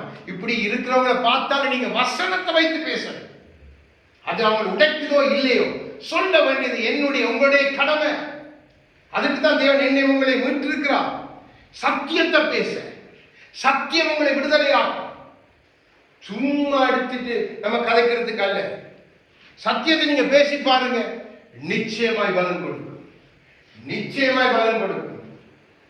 அதை அநேக விதத்துல அநேக காரியத்தில் பார்த்தபடியாக நான் சொல்லுகிறேன். அநேக சாட்சிகள் வேதத்திலே இருக்கு. என் வாழ்க்கையை விடுங்க, வேதத்திலே இருக்கு. சத்தியத்தை பேசுங்க. நீங்கள் போய் அவனு நிக்காது. பிழை செய்தியா பிழை, அதுக்கு ஒப்புரவா சரி செய். அப்படி நம்ம இருக்கணும். அப்படி இருக்க வேத மதத்தை நமக்கு சொல்லுது. நம்ம சும்மா மாயமான வடிச்சு மனுஷனை பிரியப்படுத்த நம்ம காரியங்கள் செய்ய வேண்டிக்கிட்டா ஆண்டவர் துக்கப்படுவார்.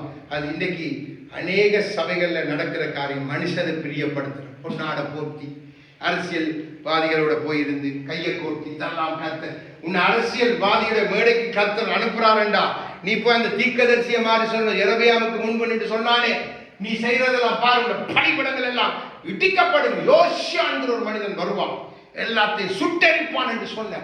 அப்படி பேசு. பாகால கண்டு கோஷமிட்ட எலியாவுடைய ஆவி நமக்கு வேணும். இந்த நாட்களில் சபைக்கு அதை கொடுக்கணும். எலியா என்றால் பாகால நடுங்குவாங்க. அந்த எலியாவின் தேவன் தான் என்னுடைய தேவன், உங்களுடைய தேவன். நம்ம எலியாவை போல சொல்லி என்ன குந்தி நடக்கிறது என்ன?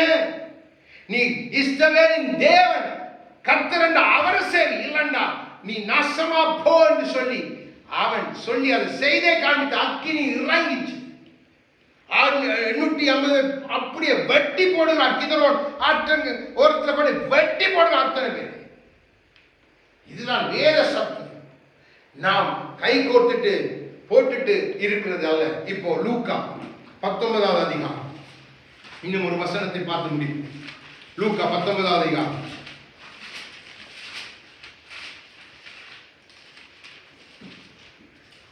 45-46 வாசிங்க. 113வது பக்கம்.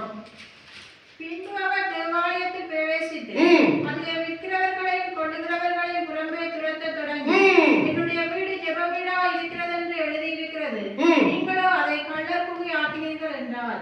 தேவன் பாருங்க, வெளியில இருந்த ஆக்கள் அடிச்சு திறத்த இல்லை. முதல்ல வந்தது தண்ட சரீரத்துக்குள்ள, தண்ட வீட்டுக்குள்ள. அங்கதான் முதல் அடி. அங்கிருந்த நியாய தீர்ப்பு தொடங்கும். அதுக்கு பிறகு வெளியில இருக்கிறவனுக்கு நன்றா விளங்கிக் கொள்ளுங்க. நியாய தீர்ப்பு முதல் தேவன் வீட்டுல ஆரம்பிக்கும். அப்போ தேவனுடைய சபை கல்லர் குகையா இருக்கலாமோ, ஜெப வீடா இருக்க வேண்டிய வீடு, ஜெபத்தை மையப்படுத்தி வாழ வேண்டிய சரீரம், ஜெபத்தினாலே தேவனுடைய கரத்திலிருந்து, பரலோகத்து தேவனின் கரத்திலிருந்து சகலத்தை பெற்றுக்கொள்ள அழைக்கப்பட்ட சரீரம். கிறிஸ்துவாவே தான் ஜெபத்தை கற்றுக் கொடுத்த அழகான ஜெபம். அந்த ஒரு ஜெபமே நமக்கு எல்லாத்தையும் கொண்டு வந்து தந்தது. எங்களுக்கு வேண்டிய ஆகாரத்தை அன்று தாரும் ஆண்டவரே, மற்றோடைய கடன்களை நாங்கள் மன்னிப்பது போல எங்கள் பாவங்களை மன்னித்தரும், எங்களை தீமைக்கு உட்பட பண்ணாம காத்துக்கொள்ளும் ஆண்டவரே வல்லமையா. இதுக்குள்ள எல்லாத்தையும் நிறைவேற்றிட்டான். அப்போ நாம் அதை விட்டுட்டு நாம கர்த்தர் ஐயோ அப்படி செய்யறார் இப்படி செய்யறார். உங்களுக்கு தெரியுமா, சபையில் நடந்த கூத்து நான் காட்டு சொல்றேன். ஒரு மனிதன் அதை எடுத்து பகுதி அந்த போதர்களை அது பகுதி பண்ணி போட்டுக்கிறார். அங்கே ஒரு சபையில விசுவாசிகள் கூடிய அது நடந்து அந்த சபையை காட்டி அவர் அந்த அந்த சொல்ற காரியத்தையும் காண்பிக்கிறாங்க. அப்போ அந்த சபையில திடீரென்று போத சொல்லுகிறார், நாங்கள் ஜிம்பாப்வே தேசத்திலே ஒரு ஸ்கூலை அமைக்க இருக்கிறோம். அப்போ அதுக்கு நீங்க எல்லாம் கொடுத்தா கர்த்தர் உங்களை ஆசீர்வதிக்க போறார். ஆகவே நாங்க நாளைக்கல்ல இன்றைக்கே கொடுக்க போறோம். ஊழியக்காரர் கொடுத்தாங்க, இருக்கிற ஆஷஸ் கொடுத்தா எல்லாரும் கதையை போட்டு இந்த இந்த இதுல இருக்கிறவன் ஒருத்தனும் இன்றைக்கு போடாம வெளியில போறதே இல்லை. கதவை மூடு. உடனே ஒரு ஆள் எழுப்பி இத்தனை $1000 எல்லாரும் தூக்கி கொண்டு கொடுக்குறாங்க. போத கதை மூடிட்ட போயிடலாம். இப்ப கொடுத்தா தான் போகலாம். இது ஆண்டவர் சொன்னதா? இல்ல. இன்னொரு சபையில் நடந்த கூத்து. அதுல ஒரு வயதான ஒரு 70 வயசாவது இருக்கு அந்த தாய்க்கு. கணவன் வந்து அமர்ந்திருக்கிறான். அந்த போதவர் அந்த தாயை கூப்பிட்டு சொல்ற, இந்த தாய்க்கு பிள்ளை இல்லை. அப்போ இந்த தாய்க்கு பிள்ளை கொடுக்கும்படியா இந்த தாயுடைய கர்ப்பத்தை நான் வார்த்தையால நிறைக்கிறேன். இந்த தாயை மாத்திரமல்ல, துள்ளி துள்ளி ஒரு சாதிக்கு வித்தியாசமான அச்சரம் நான் செய்து காட்ட விரும்பல. அப்போ செய்து சொல்றேன், உன்னை நான் வார்த்தையால உன்னை செய்வேன் எல்லாரையும் ஸ்டேஜ்ல விழுந்து புரண்டு அடிச்சு இந்த இப்படி இப்படி எல்லாம் பாஞ்சி கூத்தாடி சபையில் நடக்கிற கூத்து. அந்த விலை கொள்ளுங்க. இதெல்லாம் ஆண்டவர் சொன்ன காரியம். இதை நம்பி ஒரு கூட்டம் ஏமாந்து போறது இருக்குது. இன்னொரு இதுல கம்பியில தொங்கி கொண்டு வர போது வந்து சொல்றேன், என்ன பார்த்தா உங்களுக்கு அப்படி தெரியுது பாத்தீங்களா, நான் கிறிஸ்துவுடையவன். இப்ப நான் கிறிஸ்துவ ரத்தத்தில் நடக்கிறது. சப்பாத்து தூக்காடுற முழுக்க சிவப்பு. உடனே சபை நடந்த கூத்து. இதெல்லாம் எடுத்துட்டு போறோம் கிளிப்பிங்க பாருங்க. எல்லாத்தையும் கர்த்தர் கொண்டு வரேன்டா நம்ம வெளிப்படை. இதெல்லாம் பெரிய அமெரிக்கா தேசத்துல பெரிய பெரிய நீங்களே கூட சும்மா ஞானம் இல்லாத முட்டாள்கள் வாழ்ற தேசத்தில் நடக்கல. அமெரிக்கா தேசத்துல நடக்கிற கூத்தை நான் உங்களுக்கு சொல்லிக் கொண்டிருக்கிறேன். அங்கிருந்த அந்த முழு கள்ள உபதேசங்கள், கள்ள இந்த சிரிக்கிற ஆவி, அந்த ஆவி எல்லாத்தையும் சத்துரு கொண்டு வந்து சபைகளுக்குள்ள கொண்டு விட்டுட்டான். இப்போ நமக்கு பிரதான அப்போஸ்தலனாகிய பேதுருடைய ஆலோசனை பார்த்து நாம் முடிக்க போகிறோம். எடுங்க, இப்படித்தான் நம்முடைய வாழ்க்கை நாம் நடத்த, அதுதான் நம்மை பரலோகத்துக்கு நேராக கொண்டு போய் சேர்க்கும். 1 பேதுரு 2வது அதிகாரம். இந்த அறிவு நமக்கு இருந்துட்டா நம்மை கர்த்தர் நடத்துவார். முதலாவது சம்பவத்தை சொல்லுகிறார். 8வது வசனத்தை வாசிக்கும். முதல் 2 பேதுரு 1 பேதுரு 2வது அதிகாரம் 8வது வசனம் 318வது பக்கம். அவர்கள் திருவசனத்திற்கு கீழ்ப்படியாதவர்களாய் இருந்து இடறுகிறார்கள், அதற்கென்றே நியமிக்கப்பட்டவர்களாய் இருக்கிறார்கள். ஆமென். நன்றாக விளங்கிக் கொள்ளுங்க. ஒருத்தன் இப்படிப்பட்ட காரியங்கள் இடறி போறாங்களா, அவங்களை கர்த்தர் அதுக்கு நியமித்துட்டான். ஆனா நம்ம தப்பி நம்ம முன்னோக்கி போய்கொண்டிருக்கிறோமா? அந்த தேவனை எவ்வளவுதான் நான் பாடினது போல நன்றி சொன்னாலும் போதவே போதாம். நம்ம இன்னும் இடராம சத்தியத்துல அந்த கிருபை வெளிச்சத்தில் நடத்த தேவன் நம்மோடு பேசிக் கொண்டிருக்கிறான். 9 வாசிங்க. அதிலே நீங்களோ உங்களை அந்தகாரத்தினின்று தம்முடைய ஆச்சரியமான ஒளியினிடத்துக்கு வரவழைத்தவருடைய புண்ணியங்களை அறிவிக்கும்படிக்கு தெரிந்து கொள்ளப்பட்ட சந்ததியாயும் ராஜரீகமான ஆசாரிய கூட்டமாயும் பரிசுத்த ஜாதியாயும் அவருக்கு சொந்தமான ஜனமாயும் இருக்கிறீர்கள். நம்ம அவருடைய புண்ணியங்கள் அறிவிக்க, நம்ம தலையான கிறிஸ்துவுடைய பிதாவுடைய ஆவியோட புண்ணியங்களை அறிவிக்க, பரிசுத்தத்தை அறிவிக்க, நீதியை அறிவிக்க, அவருடைய அன்பை, அவருடைய கிருபை, அவருடைய தயவை நம்ம போட்டுக்கொண்டு போலாம். அறிவிக்க தெரிந்து கொள்ளப்பட்ட ராஜாக்களும் அவருடைய ஆசாரியர்கள் ஊழியக்காரர்களும் அவருடைய பிள்ளைகளுமாய் நாம் இருக்கிறோம். அப்போ நான் ராஜாவின் பிள்ளை, நான் ஆசாரியன், நம் தேவையில்லாத காரியம் செய்யலாமோ, வீண் வார்த்தைகளை பேசலாமோ, வேண்டாத தற்பெருமை உள்ள காரியங்களை சொல்லலாமோ, பணப்பிரியமான காரியங்களை, இதெல்லாம் ஆண்டவர் சொல்ல இருக்கவே கூடாது. என் புண்ணியங்களை சொல்றவன் தான் என்னுடைய மகிமையை சொல்றவன், என்னுடைய வல்லமைகளை சொல்லுகிறவன். அதை சொல்ற கூட்டம் குறைஞ்சு போய்கொண்டே இருக்கு. அந்த கூட்டத்தை தான் அந்த வடிகட்டி எடுக்க போறேன். இந்த கூட்டம் தான் அன்றைக்கு எப்படி யூதா துதியில முன்னுக்கு எழும்பி போனது போல துதிக்கிற கூட்டம் தான் முன்னுக்கு நிற்க போகுது. தேவனுடைய தெரிவு அப்படியா இருக்கு. தொடர்ந்து அப்படியே வாசிங்க. 10-12 வரைக்கும் உள்ள வார்த்தைகள். முன்னே நீங்கள் தேவனுடைய ஜனங்களாய் இருக்கவில்லை, இப்பொழுதோ அவருடைய ஜனங்களாய் இருக்கிறீர்கள். முன்னே நீங்கள் இரக்கம் பெறாதவர்களாய் இருந்தீர்கள், இப்பொழுதோ இரக்கம் பெற்றவர்களாய் இருக்கிறீர்கள். பிரியமானவர்களே, அந்நியர்களும் பரதேசிகளுமாய் இருக்கிற நீங்கள் ஆத்துமாவுக்கு விரோதமாய் போர் செய்கிற மாம்ச இச்சைகளை விட்டு விலகி, புறஜாதிகள் உங்களை அக்கிரமக்காரர் என்று விரோதமாய் பேசும் விஷயத்தில் அவர்கள் உங்கள் நற்கிரியைகளை கண்டு அவற்றின் நிமித்தம் சந்திப்பின் நாளிலே தேவனை மகிமைப்படுத்தும்படி நீங்கள் அவருக்குள்ளே நல்நடக்கை உள்ளவர்களாய் நடந்து கொள்ளுங்கள் என்று உங்களுக்கு புத்தி சொல்லுகிறேன். அப்போ நமக்கு ஆவியானவர் புத்தி சொல்லுகிறார். நம்ம ஆண்டவர் அறியாத ஜனங்களும் அறிய பண்ணக்கு நோக்கம் என்ன? இவர்களாவது என் புண்ணியங்களை சொல்லட்டும், இவர்களாவது என் பரிசுத்தத்தை காத்து கொள்ளட்டும். நான் தெரிஞ்சு நான் நம்பின ஜனங்கள் காட்டின கூத்து தான் நம்ம பார்த்தோம். இப்படியெல்லாம் செய்தாங்க. இன்றைக்கு நான் நம்பி என் ரத்தத்தையும் கொடுத்து நான் வெளிப்பட்டு செய்த ஜனங்களும் இதே கூத்த செய்து கொண்டு இருக்கலாமோ? ஆண்டு சொல்ல இது வேண்டாம். நான் உங்களுக்கு கொடுத்த அந்த கிருபை அது மாமிசத்துல, இதெல்லாம் கூட மாமிசத்தில் தோன்ற காரியம். இதை நமக்கு ஒரு பிரயோஜனம் இல்லை. நம்மளை கொழுக்க பண்ணி காண்பிக்கிற காரியங்கள் நோ.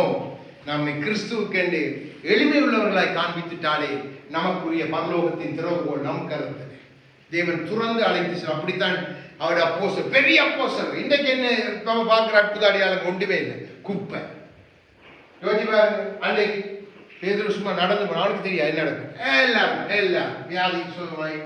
பவுலுக்கே தெரியாம உருமாலையும் கத்தியும் கொண்டே போட்டான். அங்க உடனே பேய் எல்லாம் ஓடிச்சு. பிலிப்பு போனான். பெரிய பயங்கரமான காரியம் நீங்க வரலாறு எடுத்து பார்க்கலாம். தோமா பிராமணர்கள் மத்தியில செய்த காரியங்கள் ஆச்சரியமாய். நீங்க தோமா எல்லாம் நம்ம சாதாரண, தோமா பெரிய பயங்கரமான ஒரு சாட்சி, வைத்திய சாட்சி, மரித்தது இரத்த சாட்சி. அவரோட ஒரே சிந்த, ஒரே நோக்கம் அதுதான். நம்ம கிறிஸ்துவுடையவர்களாக இருந்து நல்லடக்கையோடு நடக்கணும்.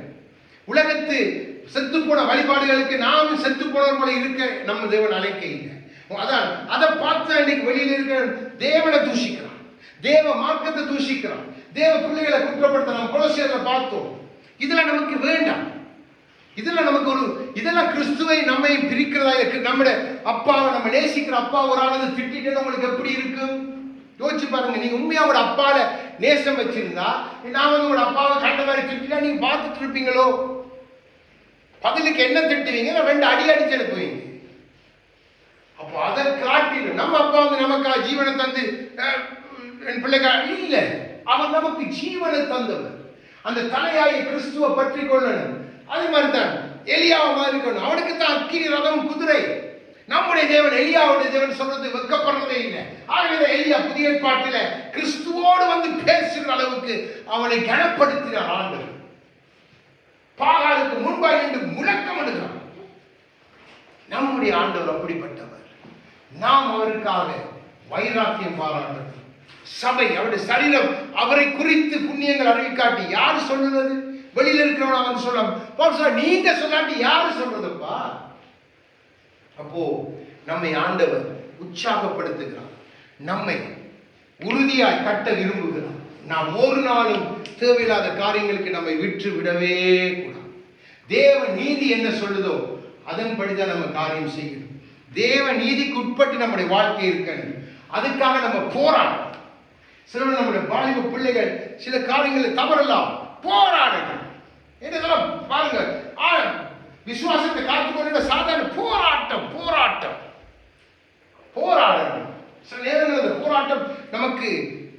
கொண்டு வரலாம், சோர்வை கொண்டு வரலாம், ஆனால் விடவே கூடாது. ஓடிடணும் அப்பாட பாதத்தில். அப்பா என்னால முடியல.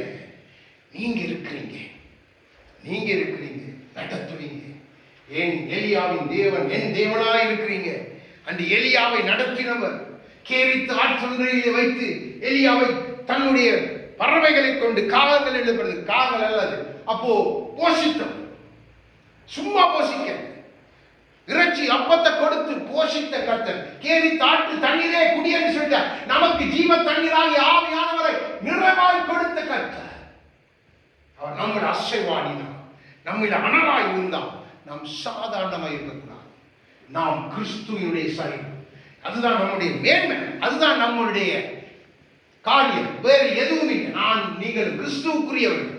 என் மனைவி, என் பிள்ளை, என்னுடைய குடும்பம், என் சபை எல்லாம் கிறிஸ்துவுக்குரியது. இந்த நோக்கத்தோடு தான் சபை இருக்கணும். இது வேண்டாத காரியங்கள் சபைக்குள்ள வரவே கூடாது, சரீரத்துக்குள்ள வரவே கூடாது. ஆவியானவர் அதை கடைசி நாளிலே நியாயம் தீர்ப்பது அதிக நிச்சயம். ஆகவே நாம் உற்சாகமாக எழுந்து அந்த பலத்தை பெற்றுக் கொள்ளும்படியாக